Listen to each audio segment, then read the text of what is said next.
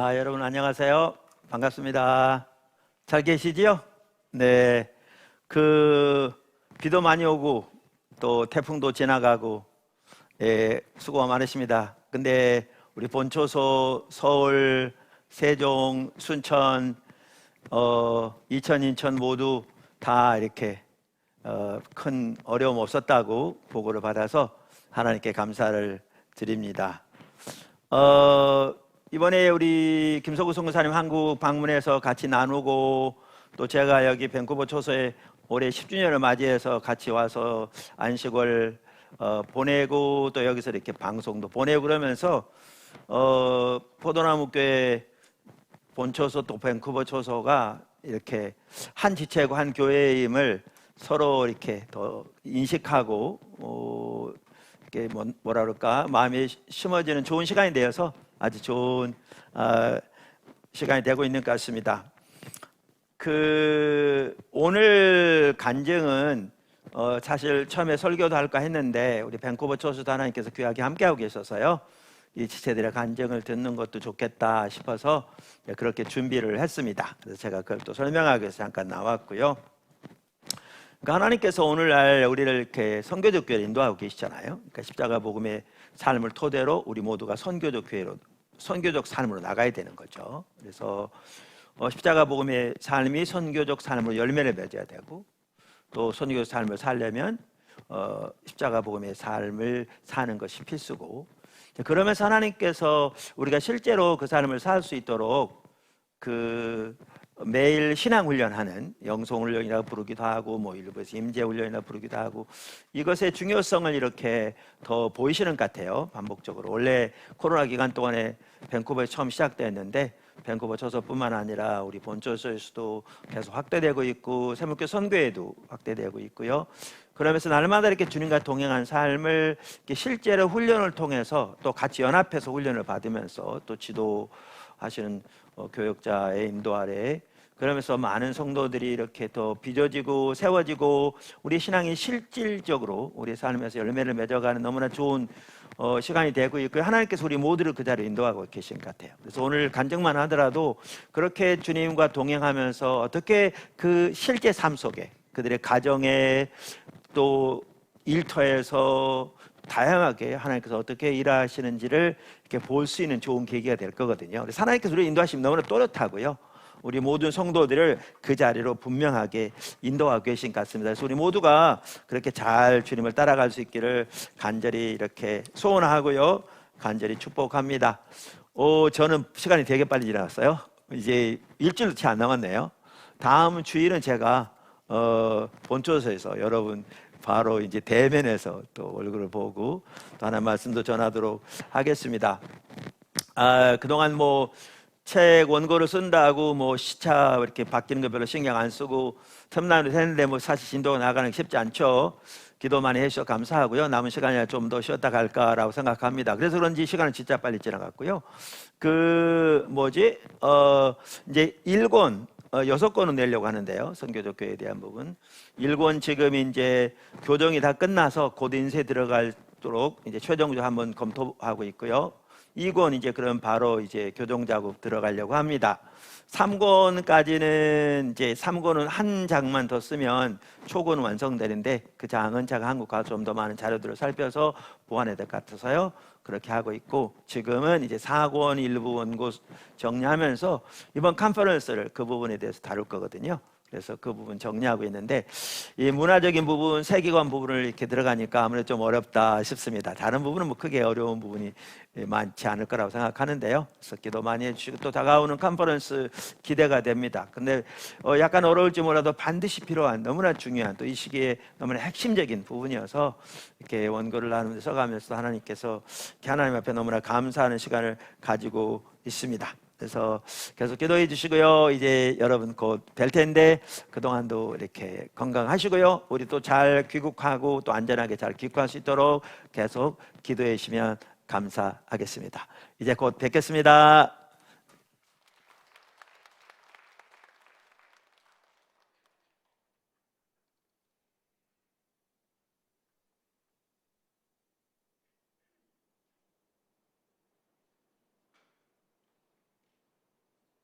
안녕하세요.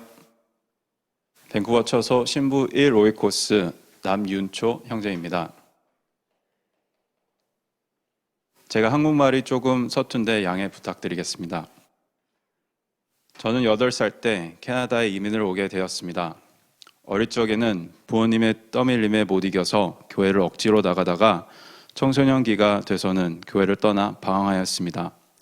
그러다가 주님의 은혜로 19살 때 예수님을 인격적으로 만나고 영접하였습니다. 그 시기 주님을 사랑하는 마음이 불타올라 죄로부터 승리하는 삶을 경험하기도 했고 어느 정도의 친밀함도 경험했지만 머지않아 다시 저의 육신의 삶으로 돌아갔고 종교적인 의식만 남았습니다. 그렇게 포도나무 교회로 오기 전까지는 오랜 시간을 인간적인 열정만으로 신앙생활을 하였습니다. 당시 섬기던 영어권 교회에서는 착하고 성실한 형제로 인정을 해주었습니다. 봉사와 헌신이 하나님을 사랑하는 방법이라고 착각하고 열심히 왜곡된 신앙생활을 했습니다. 그러다가 2018년 만 23살에 집사 안수를 받고 똑같은 해에 결혼을 하였습니다. 그런데 집사 안수를 받고 1, 2주 후에 그때 다니던 교회의 담임 목사님이 사임을 하셨고 다른 목사님을 찾기 전까지 저보고 말씀을 전해달라고 부탁을 받았습니다. 아무런 목회 훈련과 교육의 바탕이 없었지만 하나님께서는 주권적으로 제가 목회자가 되는 것이 저의 콜링이라는 것을 그 전부터 여러 차례 알려주셨기에 당시 말씀을 전하여 교회를 섬기기로 결정하였습니다. 하지만 몇 주가 몇 달이 되고 1년이 다 되도록 교회는 끝내 다른 목사님을 찾지 못하였고 결국에는 제가 풀타임으로 사역을 하게 되었습니다. 아무런 훈련과 전문적인 신학적 배움 없이 제가 목회자로 사역을 한다는 것은 쉽지 않았습니다. 하지만 맨 땅에 헤딩을 하듯 나름대로 열심히 배우고 섬겼습니다. 교회는 숫자적으로 늘고 사람들도 하나님을 만나고 구원받기도 하였지만 하나님의 사이즈의 일은 일어나지 않았습니다. 주님이 은혜를 주셨지만 인본주의가 팽배했던 교회 가운데 하나님의 길과 영광은 가려져 있었습니다. 저의 인간적인 열정과 열심으로 교회의 청소년 사역이 자라나기 시작하고 주변에 알려지기도 되었습니다. 교회는 재정적으로 부족함이 없었습니다. 하지만 거짓 신앙이 팽배한 저의 삶과 사역 가운데 하나님의 뒷받침은 결코 있을 수 없었습니다. 그래서 저는 더 열심히, 더 열정적으로 저의 자원으로 섬겼고 섬기던 교회의 리더로 계시는 한 장로님께서는 그런 저를 아들과 다름없이 잘 봐주시고 높이 보아주시며 그분이 회장으로 계시던 한 식품 회사의 직원들 위주로 성경 공부를 하며 저보다 나이와 사역 경험이 많으신 목사님과 선교사님 또한 섬기는 자리에 있기도 되었습니다. 그러다 코로나가 시작되면서 교회가 휘청거리기 시작했습니다. 리더들 가운데에서도 비방과 판단으로 인한 분열이 일어나고 영적으로는 모래 위에 집을 지었기에 어려움에 부닥치니까 교회는 일어날 수 있는 힘이 없었습니다. 그러는 와중 2022년 1월에 저와 저의 가족 모두 코로나에 걸리게 되었고 모든 사역을 임시 중단하게 되었습니다. 아프기에 더 갈급하게 주님을 찾으면서 너무나 사역 중심적인 삶을 살고 있던 저 자신을 보게 되었고 동시에 아내와의 관계에서 그동안 있었던 문제들에서 비롯된 상처들이 골마 터지기 시작됐습니다.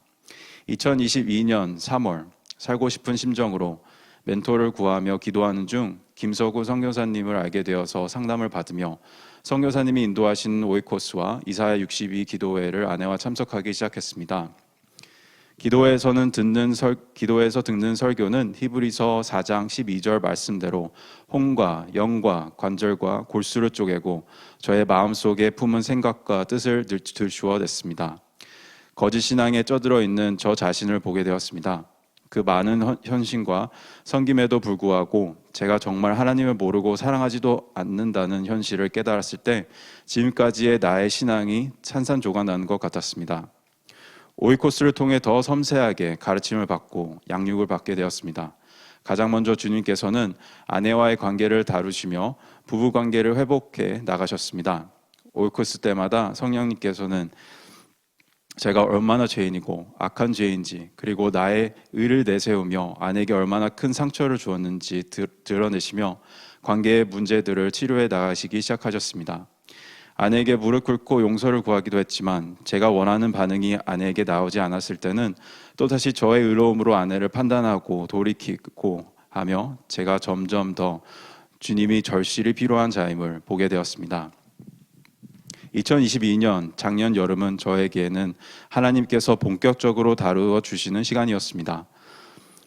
먼저 저의 생각지도 못했던 타락한 본성과 동기들을 하나하나 다 들춰내시면서 그야말로 영적인 수술대로 올라가게 하셨습니다. 수치와 낙심 가운데 더욱더 깊이 하나님의 은혜와 긍휼을 경험하게 하셨습니다. 목사님의 십자가의 복음 설교를 반복적으로 들으며 주님을 구했고 그대로 살려고 발버둥을 쳤습니다. 은혜를 구하며 먼저 앞서가시고 십자가의 복음의 삶을 살고 계신 리더들로부터 배워 나갔습니다. 이렇게 열심히 배우면서 섬기던 영어권 교회에 배운 말씀들을 부지런히 전했지만 주님의 뒷받침은 여전히 없었고 교인분들은 전해지는 말씀들을 도무지 이해하지 못하겠다고 하셨습니다. 다른 목사님들과 알고 지내던 선교사님에게도 십자가의 복음을 전했지만 누가 그렇게 살 수 있냐는 듯 받아들이지 않으셨습니다. 2022년 10월에 절박하게 도움을 구하고 주님을 찾던 과정에서 제가 사임을 하는 것이 하나님의 뜻임을 알게 되었습니다. 몇 주 후에 아내와 손을 잡고 기도하는 중에 성령님께서는 처음으로 너무나도 성명하고 명확하게 주님의 뜻을 저희 부부에게 알려주셨습니다. 순종할 수 있는 은혜와 지혜를 구하였고 인도하심에 따라 12월에 사임하게 되어 올해 1월부터 포도나무 교회 밴쿠버 초소의 지체가 되었습니다. 포도나무 교회 밴쿠버 초소에서 처음으로 주일 예배를 드렸을 때가 생생합니다. 저와 저희 가정을 주님께서 이 교회로 인도하여 주시고 임재 가운데 생명과 평강으로 함께하여 주시는 것이 너무 행복했습니다. 작년 10월에 사임하기로 결정하였을 때 앞으로 가족을 어떻게 먹여 살려야 할지 생각이 드는 순간 지금까지 신실하게 먹이시고 입혀주셨음을 기억하게 하셨습니다. 주님께서 어련히 하시겠지라는 믿음을 주시며 주님의 얼굴만 구하는 자리에 있게 하셨습니다. 그러다 몇 주 후에 교회의 한 현장님이 매니저로 일하는 회사의 한 부서에서 갑작스럽게 한 직원이 일을 그만두게 되었습니다. 주님께서는 모든 필요를 채워주시겠다는 약속을 신실하시게 이루어주셨습니다. 아내와 기도하며 분별하고 지원을 하였고 주님의 은혜로 취직을 하여 지금은 청소년 상담자로 보람있게 일을 하고 있습니다. 일을 시작해서는 너무나도 쉽게 저의 옛 자아의 모습으로 돌아가고 마음은 주님을 떠나기를 반복하여서 올해 3월부터 더 절박하게 주님을 찾기 시작했습니다. 정말 온 생명을 걸고 주님을 찾아야 된다는 선교사님의 말씀이 마음에 울렸고 어떻게 하면 주님을 더 알고 친밀한 가운데 지속적으로 살 수 있을지 구하였습니다. 담임 목사님 말씀과 김서구 선교사님 말씀을 계속 들으면서 하나님을 찾는 중요한 원리들을 배우게 되었습니다.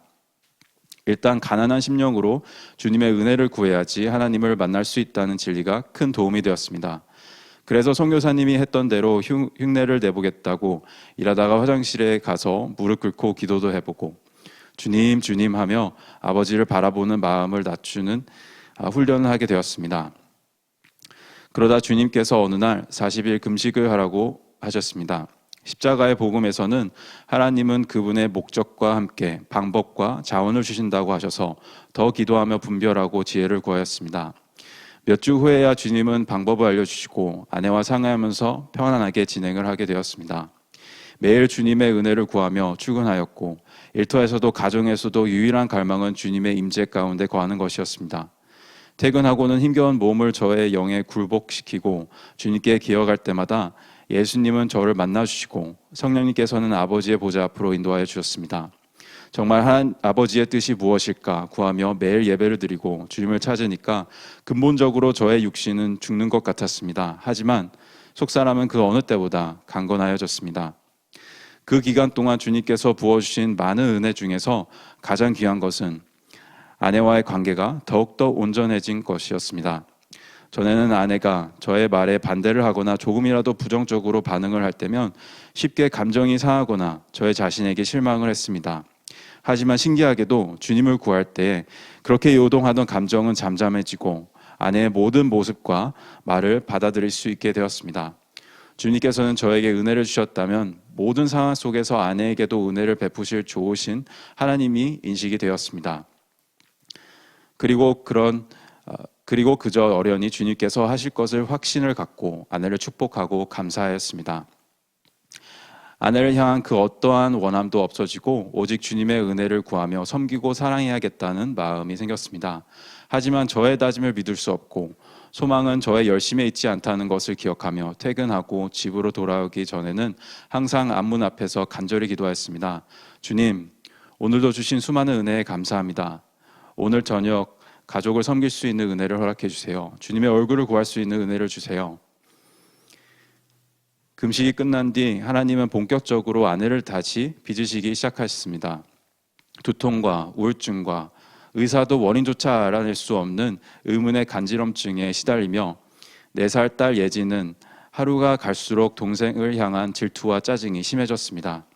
하지만 이 모든 상황 가운데 저의 마음으로부터 감사함이 올라오고 주님께 예배를 드리며 아내를 위한 기도를 할 때면 이 모든 상황을 하나님께서 주관하신 것이 명확하게 깨달아졌습니다.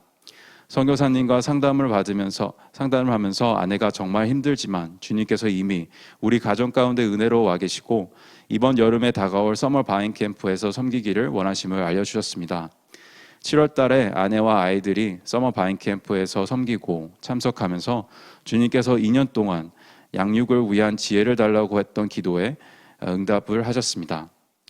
캠프를 통하여 자녀들이 근본적으로 바뀌었고 가정 가운데 생명과 평강이 넘치는 것 같았습니다. 아내와 저는 저희의 가정을 통치해 달라고 기도하였습니다. 하나님께서는 우리의 모든 시간을 원하신다고 하셨습니다. 정말 섬김 가운데 저희 시간은 없는 것 같이 지속적으로 저희를 인도하시는 하나님께 그저 감사하였습니다. 금식하면서 주님을 찾던 시기에는 매일 꿈을 꾸게 하시다가 지난 7월 8일에는 새벽에 일어나 정말 생애 처음으로 주님께서 저의 삶에 대한 꿈을 꾸게 하시고 해석해 주심으로 저와 제 가정의 비전을 더욱더 명확히 깨닫게 하셨습니다. 열방 가운데 다음 세대의 회복과 부흥이라는 비전이 정확하게 이제는 저와 제 가정의 비전이 되었습니다. 오직 하나님께서만 이루실 수 있는 그 일을 생각만 해도 눈물이 나고 저의 모든 삶을 들여 그 일에 동참하고 싶은 갈망이 생겼습니다. 그것은 저의 사역도 아니고 저희 교회의 사역도 아니고 오직 하나님의 영광을 위한 그분의 때, 그분의 방법과 자원으로 이루실 역사라는 게 저를 자유롭게 하였습니다. 그 위대한 하나님 뜻 앞에 더욱더 낮아지고 지금 허락해 주신 연역 가운데 충실하고 지속적으로 주님을 찾아야겠다는 다짐을 다시 한번 하게 되었습니다. 아직 많이 부족하지만 주님께서 지금까지 허락해 주신 충만한 은혜에 감사합니다. 십자가의 복음을 깨닫게 하시고 거짓 신앙 체계에서 돌이키게 하셔서 감사합니다. 겉으로는 괜찮아 보여도 안에는 정말 썩고 곪고 있었던 상처와 아픔을 치유하여 주셔서 감사합니다. 복음이신 예수님을 리더들의 삶 가운데서 매일 보고 배울 수 있어서 감사합니다. 예수님의 몸된 교회 안에서 새로운 멘토와 가족과 친구와 동역자를 찾게 되어서 감사합니다. 포도나무 교회를 주님의 이름으로 축복하고 하나님께 모든 영광과 찬사를 올려드립니다. 들어주셔서 감사합니다.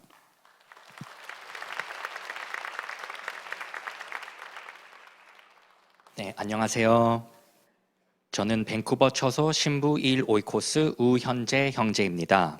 간증을 나누기 전에 일단 간단하게 저에 대해 소개하자면 저는 목회자의 자녀로 자라나면서 교회 안에서 약간의 특별 대우받으며 자라났습니다.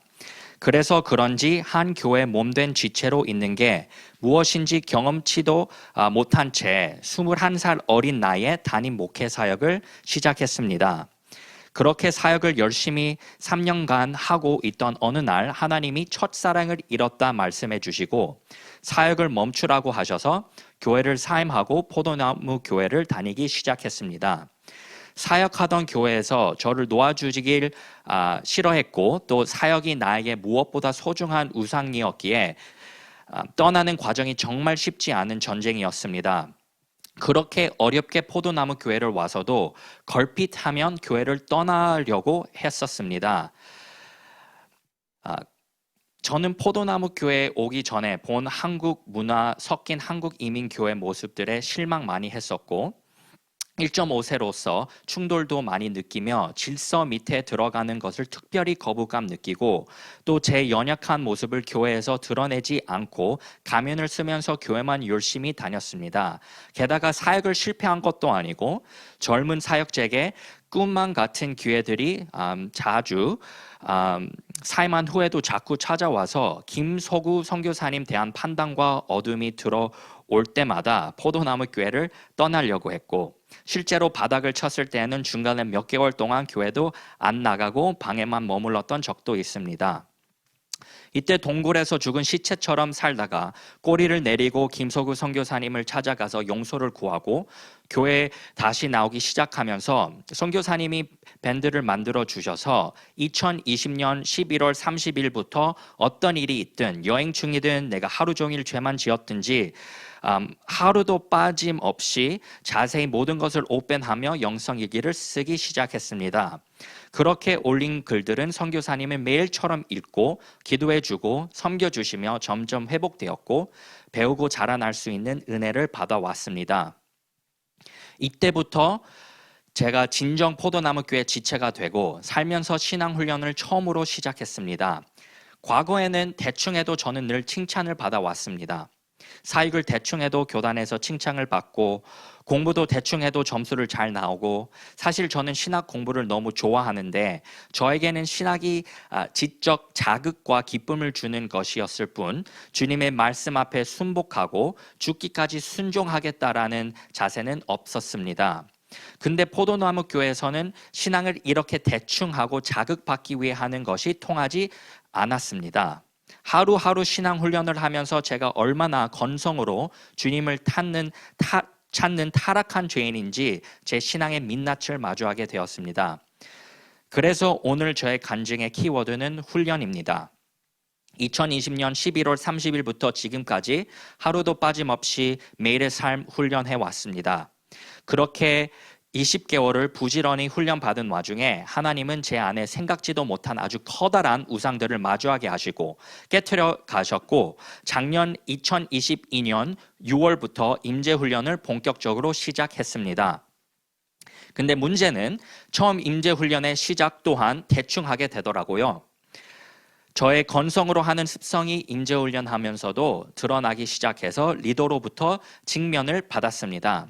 임재훈련 시작한 지 2달 됐는데 넌 마음도 가난하지 않으면서 뭘로 임재훈련을 하냐? 이렇게 10년 해봤자 될 게 아무것도 없다고 대충 하니 마음도 가난하지 않고 상산수원 말씀에 가장 먼저 나오는 삶도 살지 못하면서 임재훈련 뭘로 하는 거냐면서 저를 직면하시고 또 임재훈련 할 때 가난한 마음을 가지고 유지하는 것이 가장 중요한 것임을 작년 8월 20일 토요일 저녁 신부 오이코스 때 강하게 직면해 주셨습니다. 그래서 작년 2022년 8월 23일부터 임재훈련을 본격적으로 제대로 하기 시작했습니다. 프랭크 루버트의 1분 게임과 브라더 로렌스과 또 달리스 윌러드의 제자인 짐 와일더이란 분 하나님 임재를 뇌과학적으로 푼 책이 있는데 이런 책들 본을 받아 어떻게든 주님 임재 안에 거하고 내가 스스로 주님 없이 아무것도 못하는 가난한 마음을 자세를 유지하기 위해 발부둥을 쳤습니다. 하루를 10분씩 쪼개며 하나님 앞에 마음이 가난한지 안 가난한지 그리고 가난하지 않으면 마음이 낮춰졌는지 안 낮춰졌는지 기록을 하며 엄청 치열하게 임재 훈련을 시작했습니다. 가장 피크 찍었을 때는 하루를 5분씩 쪼개고 매번 제 자신을 체크했습니다. 그렇게 하루에 100번 넘게 주님 앞에 마음을 낮추며 나아가면서 주로 이런 기도를 드렸습니다. Lord Jesus, have mercy upon me, a sinner. I believe, help my unbelief. 저는 주님 없이 아무것도 하지 못하는 자입니다. 그리고 감사를 정말 많이 했습니다. 제 임재훈련 80% 이상은 감사에 기초한 것이라고 말해도 과언이 아닐 만큼 임재훈련하면서 감사가 정말 풍부해졌습니다. 초반에는 맨 땅에 머리 박는 것처럼 머리가 터질 듯 힘들었습니다. 우선 내 안에 잡생각들이 얼마나 많고 분명히 방금 전 주님 앞에 제 마음을 낮췄는데 어라? 바로 10분도 안 된 사이에 제 마음이 다시 높아진 모습을 보며 내가 얼마나 쉽게 주님을 떠나고 하루 살면서 주님께 붙어있다 떨어지다 반복되는 모습 보며 이게 무슨 포도나무의 삶인가 싶고 제 마음밭이 이토록 엉망진창인 게 보여 심각했습니다. 그렇게 2주 동안 맨 땅에 헤딩하면서 하루도 빠짐없이 5분, 10분마다 주의 긍휼을 구하며 임재훈련하고 매일매일 영성일기에 기록하다 보니 어느 날 주님 앞에 바로 돌이켜 마음을 낮추는 길을 배우게 되었고 마음을 낮췄을 때 틀림없이 주님의 임재를 경험하는 것을 배우게 하셨습니다. 개인적으로 하나님 임재가 나와 함께 있는지 없는지 체크할 때 정리해주는 말씀이 있습니다. 물론 하나님 임재는 각 사람마다 다양한 현상으로 나타날 수 있지만 저는 외적의 어떤 현상에 초점을 두지 않고 이 말씀의 뿌리를 박았습니다. 골로새서 3장 15절부터 17절의 말씀인데요. 그리스도의 평강이 너희 마음을 주장하게 하라. 평강을 위하여 너희가 한 몸으로 부르심을 받았나니 또한 너희는 감사하는 자가 되라. 그리스도의 말씀이 너희 속에 풍성히 거하여 모든 지혜로 피차 가르치며 권면하고 시와 찬미와 시련한 노래를 부르며 마음의 감사함으로 하나님을 찬양하고 또 무엇을 하든지 말에나 일에나 다 주 예수 이름으로 하고 그를 힘입어 하나님 아버지께 감사하라. 그리스도의 평강이 내 마음을 주장하는지 다스리고 있는지 원어는 umpire, 판정할 때 쓰이는 단어인데 내 안에 그리스도 평강이 다스리고 있는지 그리고 내 삶에 감사가 넘치는지 통하여 주님의 임재 안에 있는지 없는지를 체크하고 있습니다.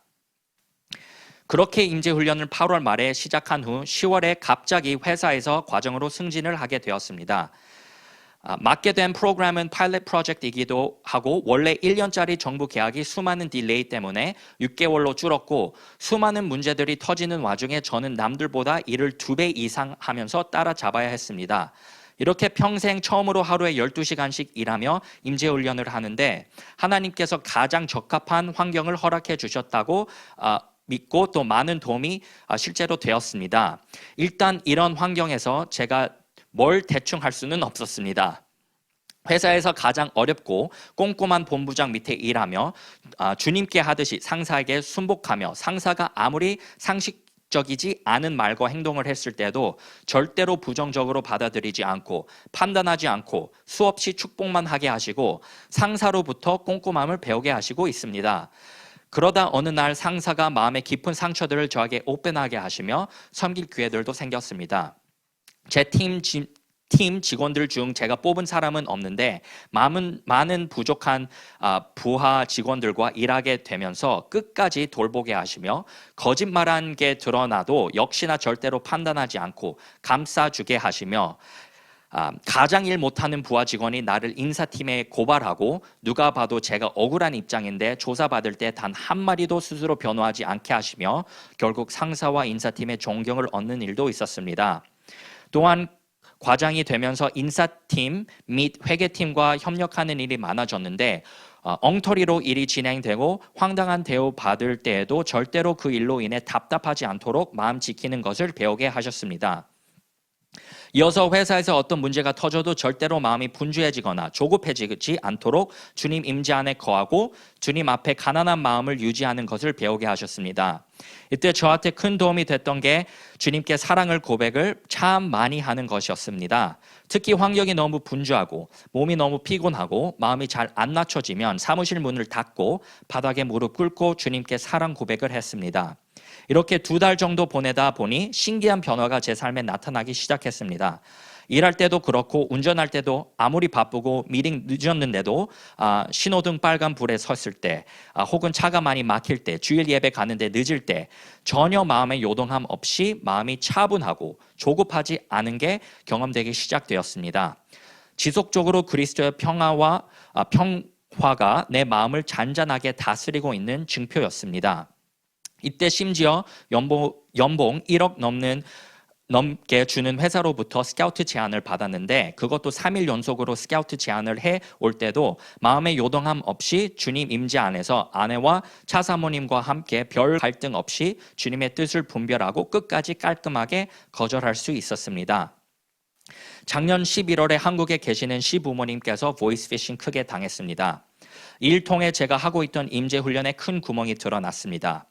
그날은 아내와 같이 회사 출근하고 있었는데 운전하면서 가는 길에 보이스피싱 당했다는 소식 듣는데 아내가 장모님과 통화하는 내용 옆에서 들으면서 마음이 덜컹했습니다. 주님을 바라볼 때 하나님의 임재와 함께 정확하게 이런 음성을 주셨습니다. Is this a hard thing for me to do? 내가 원하면 당장 돈 뺏어간 사기꾼들 잡을 수 있는데 이 음성 들리는 순간 내 감정을 압도하는 하나님의 평강이 임했습니다.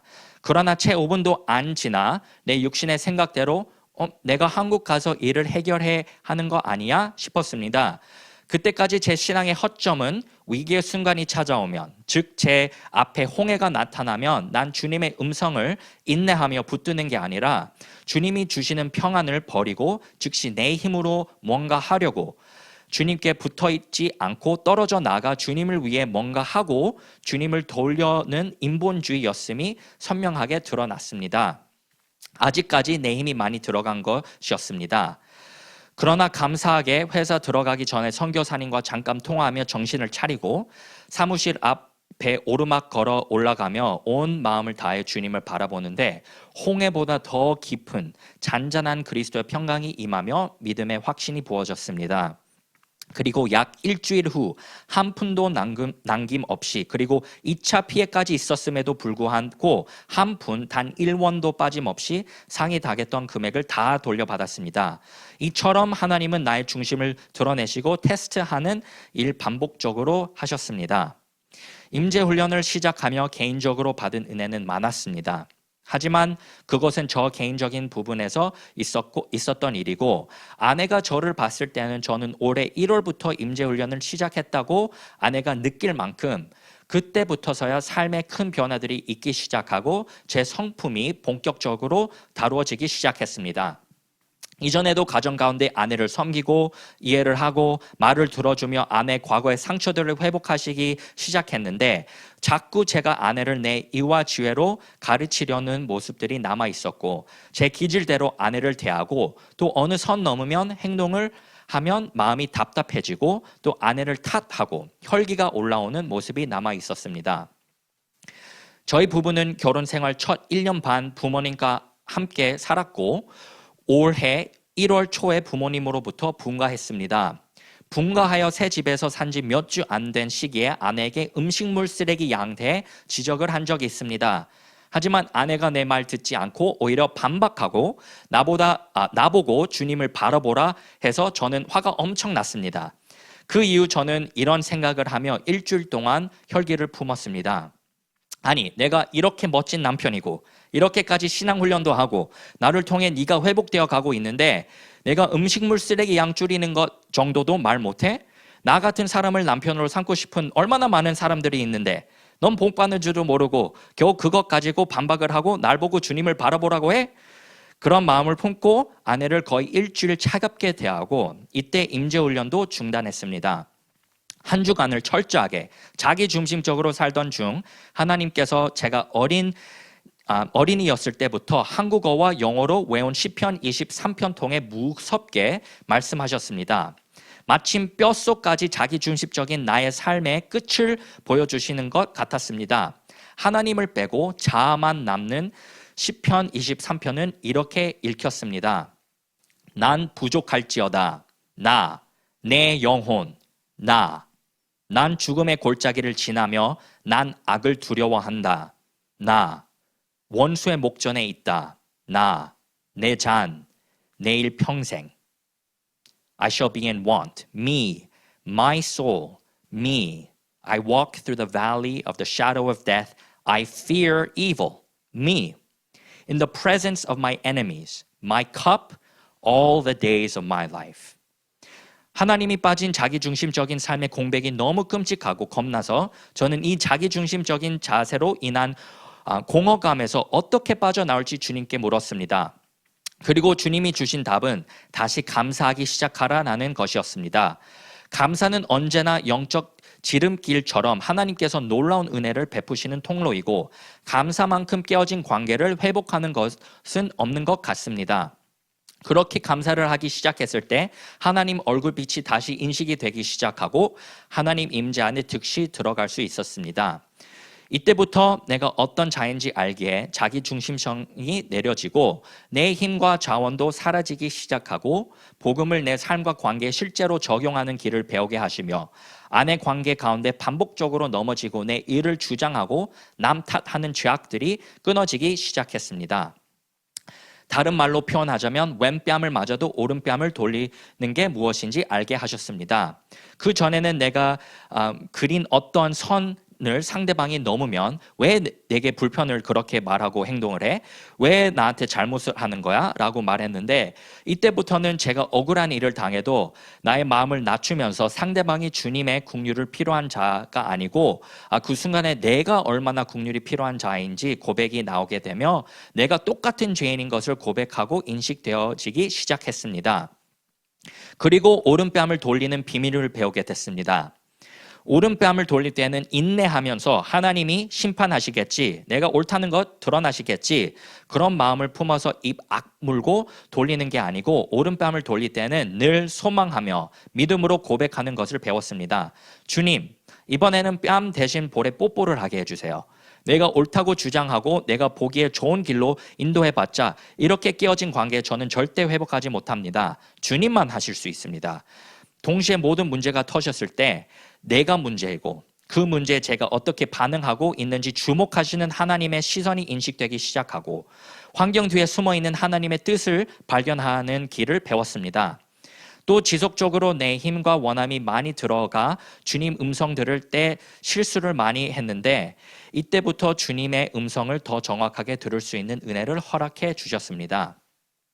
요즘은 하나님이 우리 가정을 전례 없이 거룩하게 하시고 있습니다.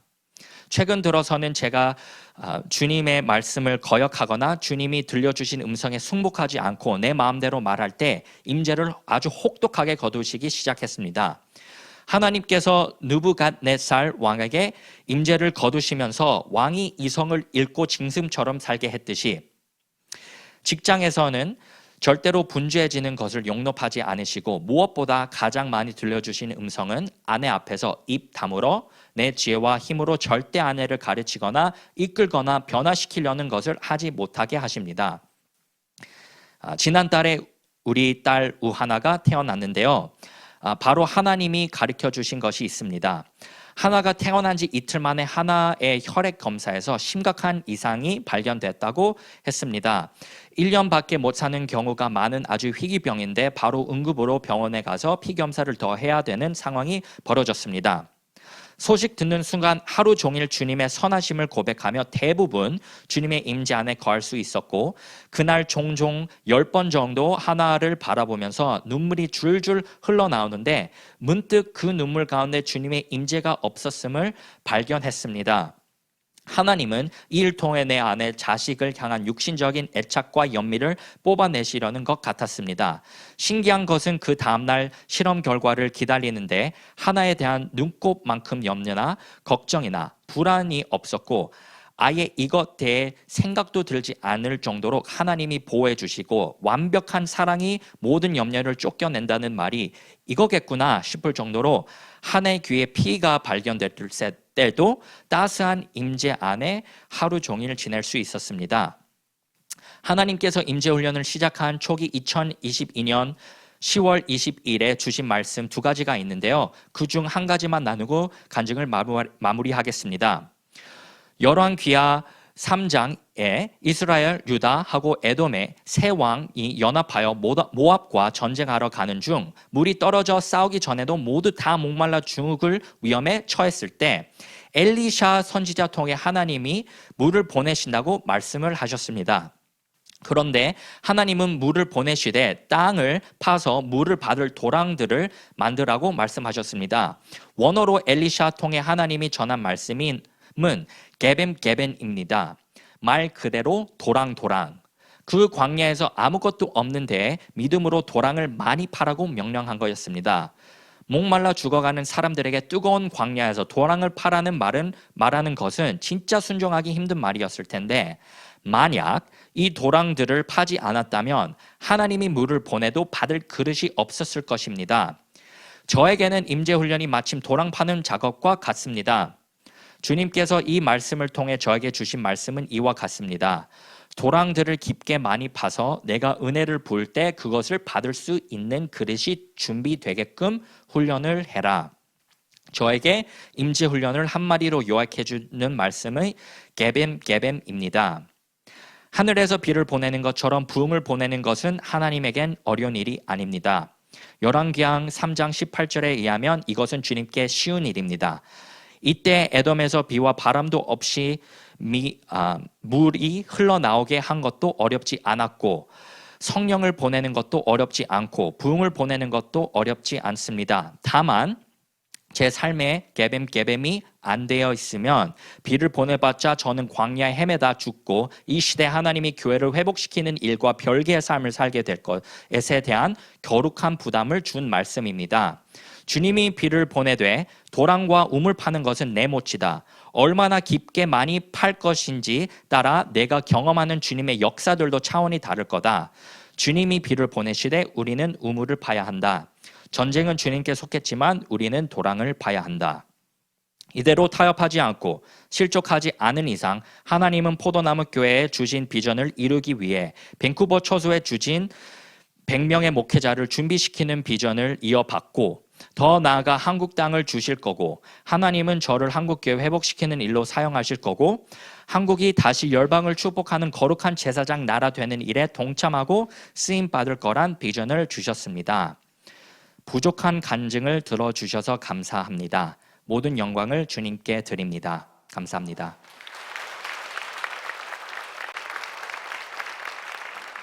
안녕하세요. 저는 밴쿠버 처소 메이플 2 오이코스 인턴 리더로 섬기고 있는 조아라입니다. 장현우 형제님의 아내이고 8살 딸, 16살 딸, 4살 아들, 1살 딸, 총 4명의 자녀를 둔 주부입니다. 저는 대학교 졸업 후 영어 공부를 하기 위해 2010년에 캐나다 밴쿠버에 유학생으로 왔다가 하나님을 인격적으로 경험하면서 하나님의 뜻과 비전을 보고 하나님의 부르심에 따라 밴쿠버에 남게 되었습니다. 증조 할아버지도 목사님, 할아버지도 목사님, 이모부 두 분도 목사님으로 4대째 온 집안이 믿는 가정에서 태어나 단 한 번도 주일 성수 걸은 적 없이 교회에서 어릴 적부터 섬기며 자라났지만 저는 전혀 하나님을 인격적으로 모르던 사람이었습니다. 소위 기복주의 신앙체계에 사로잡혀 나의 건강, 학교, 직장, 가족을 위한 기도만 할 줄 알았지 하나님의 뜻과 부르심 같은 것은 잘 모른 채 모태신앙으로 20년 넘게 자라났습니다. 그러다가 밴쿠버에 와서 가족들, 친구들과 떨어져 외롭고 힘든 시간을 보내다가 온 지 채 1년도 안 되어 한국으로 돌아가려고 했습니다. 그런데 어느 날 하나님께서 열방에 대한 마음과 교회가 연합되지 못하는 모습에 대한 애통함을 부어주시며 남동생과 같이 밴쿠버 다운타운 한 극장을 빌려서 연합 예배를 드리는 것을 기획하도록 인도하셨습니다. 교인이 10명 정도 되는 작은 개척교회를 다니면서 큰 예배가 어떻게 드려지는지도 모르고 유학생 신분으로 돈도 없었지만 그저 하나님께서 마음 주시고 시작하셨으니 믿음으로 기도하였습니다. 날짜와 장소만 정하고 강사도 예배팀도 한 달 전까지 정해지지 않은 채로 기도만 했습니다. 듣도 보지도 못한 유학생 남매 둘이서 여러 한인교회를 여기저기 돌아다니며 비전을 나누니 이단 소리를 듣기도 하고 시큰둥한 반응을 보는 것이 다반사였습니다. 예배 당일날 몇 명이 올지 전혀 기대나 예측할 수 없었고 헌금으로 얼마나 들어와서 극장에 돈을 낼 수 있을지 모르는 상황이었습니다. 하지만 하나님께서 2011년 9월 1000명 수용 인원의 극장이 꽉 채워지는 인원이 함께 모여 예배하는 밴쿠버 한인 크리스천 예배 역사상 처음이자 마지막으로 있는 기적 같은 일을 경험하게 되었습니다. 또한 그 예배 당일날 헌금으로 극장 빌리는 큰 돈도 다 채워지고도 남게 되는 기적도 일어났습니다. 그렇게 그 예배를 준비하고 드리는 과정에서 하나님을 경험하고 알게 되었고 하나님께서 저에게 밴쿠버 도시에 대한 마음, 열방과 다음 세대에 대한 마음, 부흥과 교회 연합에 대한 마음을 부어주시게 되면서 하나님을 인격적으로 경험하게 되고 하나님의 뜻과 비전, 부르심을 명확하게 깨닫게 되었습니다. 이 천지 우주 만물을 창조하신 하나님이 내 기도를 들으시고 함께 하시고 회복시키시고 일하심을 경험하며 크신 하나님이 내 아버지시고 내 기도로 이 도시에 부흥이 올 수 있다는 강한 믿음을 주셨습니다. 하나님께서 밴쿠버의 심장이 되라고 하셨고 심장은 멈추면 안 되는 것이었습니다. 그 후 매주 같은 마음을 가진 청년들이 모여 한 주도 쉬지 않고 기도하기 시작했고 그렇게 저의 청년 시절을 기도와 예배로 또 때로는 주님께서 주시는 마음에 무모한 순종을 하고 그 순종 가운데 주님을 경험하며 보냈습니다. 남자 청년이라고는 남동생과 사촌동생밖에 없는 이모부께서 심호하시는 개척교회를 다녀서 결혼을 할 수 있을까 싶었지만 결혼 걱정을 내려놓고 주님께 맡겨드리니 하나님의 강권적인 인도하심으로 2015년에 결혼을 하게 되었습니다. 결혼 후 아이를 낳고 기르면서 청년 때 하나님께 헌신된 삶을 살았던 때와 애딸린 아줌마로서 할 수 있는 것에 제한과 한계가 너무 많은 것에 대한 괴리감, 또 청년 때처럼 마음껏 예배하고 기도할 수 없는 현실에서 오는 갈급함을 아는 채 몇 년이 흘렀습니다. 무엇이 잘못된지 모른 채 갈급함과 답답함을 가지고 남편과 저는 종교개혁이 필요한 것 같다고 외치고 다녔습니다. 그러던 중 2019년 초 지인의 소개로 포도나무 교회 밴쿠버 처소에서 하고 있는 바인맘스 모임에 가게 되었습니다. 엄마들이 예배하고 기도할 수 있게 아이들을 봐주신다는 소리에 아이들 없이 혼자 자유롭게 마음껏 예배를 드릴 수 있다는 기대를 안고 다니기 시작했습니다. 처음 가게 된 날 그곳에서 기도하는 내용들이 다 제가 청년 때 주님께서 주셨던 마음과 비전과 동일하여 어떻게 이렇게 똑같은 기도를 하는 교회가 있나 싶어 깜짝 놀랐습니다. 그와 동시에 제가 있어야 할 곳은 이곳이라는 마음을 아주 강하게 받았습니다. 매주 바인맘스 모임을 나오며 선교사님의 말씀을 들으며 그동안 갈급했던 목마름이 채워지는 것을 느꼈습니다. 실시간으로 남편에게 카톡으로 받은 은혜들을 나눴는데 남편이 일하다가 제 카톡만 봐도 은혜를 받을 정도로 저희 가정 가운데 갈증이 해소되는 은혜를 주셨습니다. 그렇게 젊은 부부 오이코스도 남편과 함께 참여하고 필요에 따라 선교사님 부부와 상담도 받으며 저와 남편이 몇 년간 찾고 있던 신앙의 멘토를 만난 것에 감사했습니다. 십자가 복음을 듣고 신앙의 본질이 무엇이었는지를 깨닫게 되었습니다. 기도를 하면서 그동안 희미해지고 멀게 느껴졌던 하나님께서 부어주셨던 마음과 비전들이 점점 더 가까워지고 또렷해지기 시작했습니다. 그리고 그동안 갈급하고 답답했던 것이 저희 부부가 신앙의 본질, 하나님과의 친밀한 교제 가운데 있지 못했던 것과 하나님의 얼굴을 구하는 삶을 살지 못했던 것이 이유였음을 알게 되고 배워가는 시간들이 계속해서 이어졌습니다. 또한 청년 시절의 뜨거운 열정과 은혜가 지속되지 못했던 것도 십자가 복음과 신앙의 본질을 몰랐음을 깨닫게 되며 다시 새롭게 믿음 생활을 하는 느낌으로 배워가기 시작했습니다. 남편과 교회 옮기는 것을 이야기하고 기도하고 분별하던 중 하나님의 인도하심으로 2020년 3월 하나님의 완벽한 타이밍에 밴쿠버 처소 성도로 등록하게 되었습니다. 코로나 팬데믹으로 저희가 등록하고 일주일 만에 모든 대면 예배가 금지되면서 집에서 예배를 드렸습니다. 한국도 대면 예배가 중단되면서 본처소 성교원 예배가 영상으로 드려지기 시작하며 너무나 감사하게도 밴쿠버에서도 이 영상으로 함께 드릴 수 있게 되었습니다. 그렇게 집에서 아이들과 아동부 매일의 예배를 드리기 시작했고 아이들과는 예배를 집중해서 드리는 것이 힘들다고 생각했던 이전에 저희 생각을 다 깨트리셨습니다. 청년 때처럼 예배의 자리로 나가야만 은혜를 받을 수 있다는 생각에 아이들 때문에 기도 모임을 가지도 못하고 집에만 있는 게 힘들었던 저에게 진정한 예배는 어디에서 누구와 드리든지 저의 마음이 바로잡혀 있어야 함을 말씀해 주시고 하나님과의 친밀한 관계 가운데 전심으로 드리는 예배를 받아주신다는 것을 배우게 되었습니다.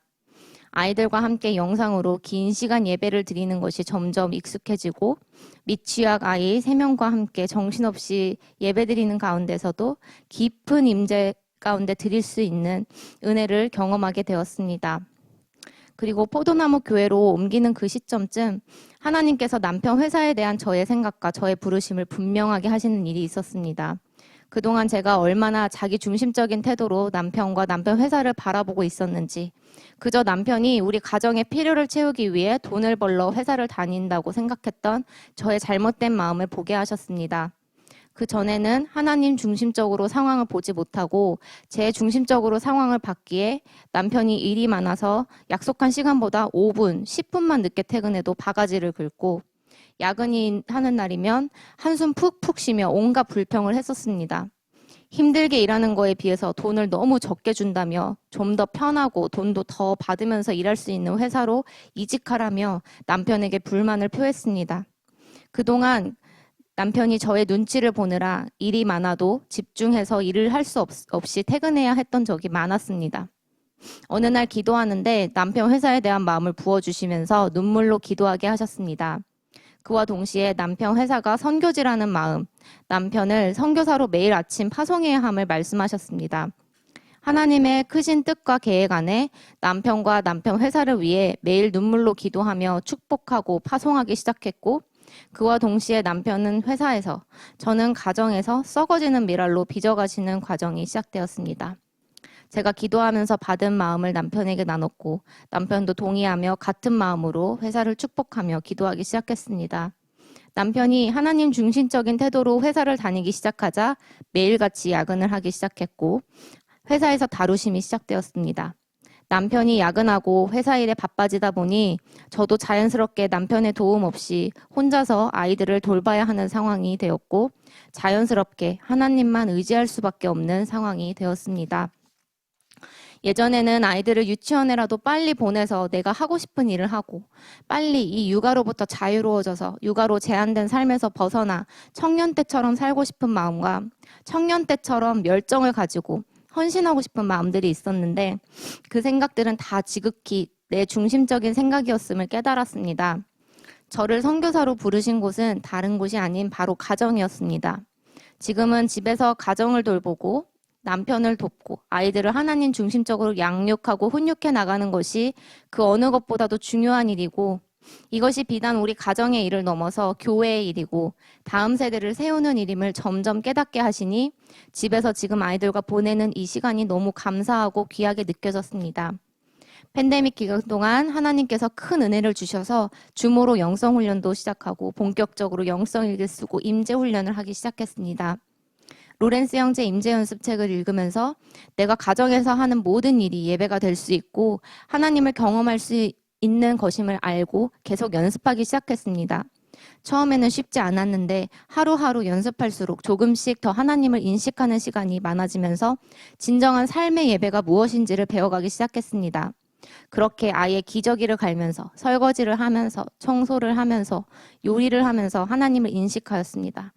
그러던 어느 날 저녁 산처럼 쌓여있는 아이 넷의 빨래를 힘없이 개고 있는데 하나님께서 지금 너가 하고 있는 일이 다음 세대를 세우는 일이야. 굉장히 귀한 일이란다. 라는 마음을 주시는데 너무 감격스러워서 뜨거운 눈물이 나면서 힘이 났습니다. 어느 누구도 몰라주고 아무리 해도 끝이 없고 티도 안 나고 열심히 해도 통장에 돈도 안 들어오는 집안일을 하는 것이 다음 세대를 세우는 일이고 교회를 세우는 귀한 일이라고 말씀하시니 집안일을 대하는 제 태도와 시각이 완전히 변하며 감사함으로 넘쳤습니다. 집에서 하는 자질구레한 모든 일이 귀하고 감격스러웠습니다. 하나님께서 함께 하시니 같은 일이어도 기쁨이 넘쳤습니다. 계속해서 남편이 바쁜 만큼 집에서는 제가 희생하며 다루심을 받는 시간들이 이어졌습니다. 특별히 저의 편함을 추구하는 삶과 미디어나 주위 사람들로 인해 갖고 있던 당연한 기준들을 무너뜨려 나가기 시작했습니다. 예를 들면 주말에는 주방 일을 좀 쉬고 음식을 사 먹고 싶은 것, 1년에 한 번은 쉬고 여행을 가고 싶은 것, 남편이 당연히 집안일과 육아를 분담해서 평등하게 도와줘야 하는 것 등등 내 육신이 편해야 하는 것과 당연하다고 생각했던 기준들을 하나둘씩 내려놓게 하시는 과정을 겪으며 육신의 소욕과의 싸움이었기에 쉽지는 않았지만 요즘에는 남편이 2달에 한 번 최소 1, 2주 해외 출장을 나가는 것이 익숙해진 것은 정말 기적과도 같다고 생각이 됩니다. 이와 동시에 재미있게도 집에만 있는 저를 통해서 남편 회사의 필요가 채워지는 경험도 하게 하셨습니다. 자주 만나지 않는 청년 때 친했던 지인들을 만나게 되는 일이 있었는데 그렇게 어쩌다가 정말 오랜만에 만나는 그때마다 그 지인을 통해서 남편의 회사에서 필요한 어떠한 일들 혹은 직원을 구하는 일에 직접적인 영향을 주었고 그때 도움을 받아 촬영한 영상과 고용한 사람이 남편과 회사에 정말 큰 도움이 되고 있습니다. 그저 집에서 집안일하고 아이들 돌보면서 연락이 온 옛 지인들을 집에 초대해 만난 것뿐인데 그 만남으로 인해 남편 회사의 필요가 채워지게 된 것입니다. 저는 집에만 있는다고 생각했지만 집에만 있는 저를 통해서도 하나님은 친히 하나님의 일을 이뤄나가시고 그분의 영광을 드러내심을 경험했습니다. 저희 부부가 주님 안에서 자라나는 과정 가운데서 밴쿠버 처소 바인하우스와 차로 10분 정도 떨어진 곳에 살다가 1분도 채 안 걸리는 곳으로 이사 오게 되는 일도 있었습니다. 별로 멀지도 않은 집을 왜 가격이 계속 오를 단독주택을 팔고 집 크기를 줄여서 이사를 하느냐고, 또 대출 이자율이 치솟는 안 좋은 상황에서 왜 이사를 하느냐고 그 어느 누구도 이해하지 못했고 가족들의 오해와 핍박 속에서 영적 전쟁을 치르면서 하나님의 강권적인 인도하심과 보호하심과 공급하심으로 이사를 하였습니다. 이사하는 시기와 부동산 업체를 고르는 일과 집 가격과 모든 일들이 하나님께서 강권적으로 인도하셨고 도와주셨습니다. 이사를 하고 나니 하나님의 부르심에 더 적합하게 쓰임받을 수 있는 환경으로 이끄셨음을 느낄 수 있었습니다. 10분과 1분은 물리적으로 별로 차이가 나지 않을 수 있지만 저희 가정에게는 영적으로는 하나님의 비전과 뜻을 따라가는 것에 있어서 정말 큰 차이였고 아주 완벽한 타이밍에 이사하게 하셔서 여러 가지 교회 일에도 적극적으로 동참할 수 있는 계기도 되었습니다. 남편을 직장 선교사로 파송을 하고 남편이 직장에서 다루심 받느라 바빠지고 힘들어지면서 저도 덩달아 저의 선교지인 가정에서 더 바빠지고 힘들어졌습니다. 친정 시댁 모두 한국에 있어 도움을 받을 수도 없고 그나마 도와주는 남편의 도움도 못 받는 상황이 계속 이어지게 되었습니다. 넷째 아이의 100일 도를 남편과 함께 할 수 없었고 아빠가 회사에서 계속 바빠 하루에 1시간도 채 같이 보낼 시간도 없었고 출장도 잦아지면서 아빠의 부재가 커져갔습니다. 아이들에 대한 미안하고 아쉬운 마음들, 혼자서 모든 것을 감당하며 육체적으로 쉽지 않은 것들, 이것들이 대가 지불임을 알게 되었습니다.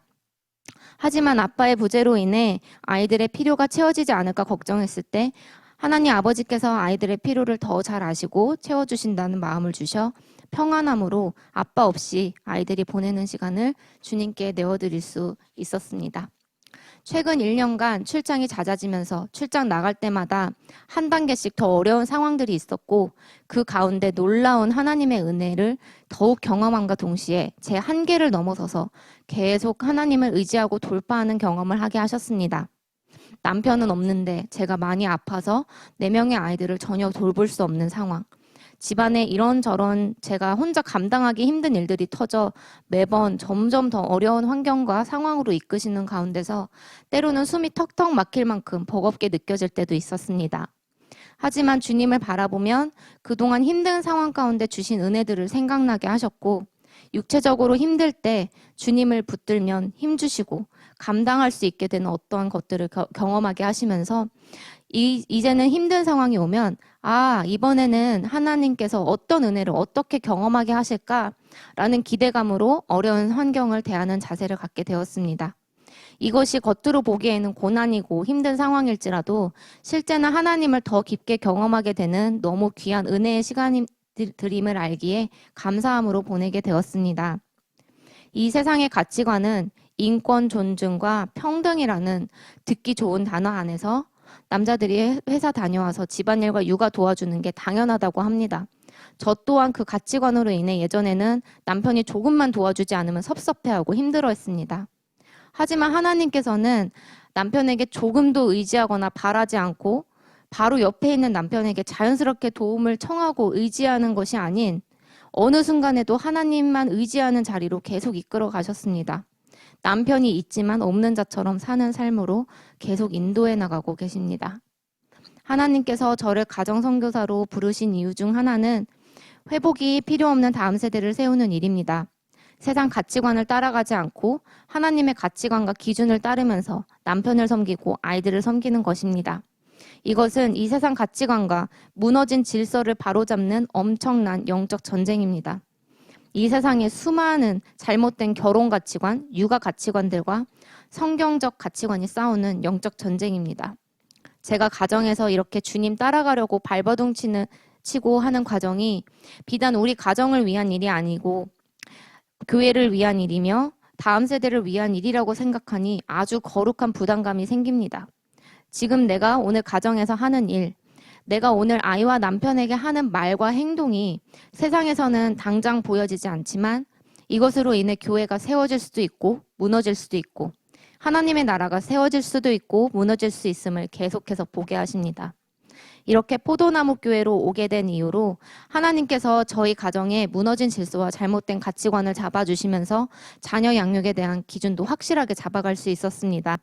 하나님께서 지혜를 주셔서 아이들을 성경적으로 하나님 중심적으로 양육하고 남편을 가정으로 섬기며 그 질서에 순복하고 이런 경험들을 바탕으로 오이코스 린턴 리더로서 오이코스 지체들을 섬기고 있고 주위 친구들과 지인들을 집에 초대하거나 만나게 하시면서 십자가 복음을 전하고 섬기는 일들을 계속하고 있습니다. 저희 가정에게는 팬데믹이 포도나무 교회로 옮긴 시점과 맞물리면서 정말 유익하게 느껴졌습니다. 집에 있어야 하는 시간이 대부분이었지만 가정에서 전심으로 예배드리는 것이 훈련되고 또 줌으로 오이코스와 영성훈련을 지속해 나가며 성장해 나가고 집에 오는 지인들을 섬기게 되는 과정을 통해서 집에만 있는다고 아무것도 못한다고 생각했던 저의 생각과는 달리 많은 일들을 하나님께서 행하셨습니다.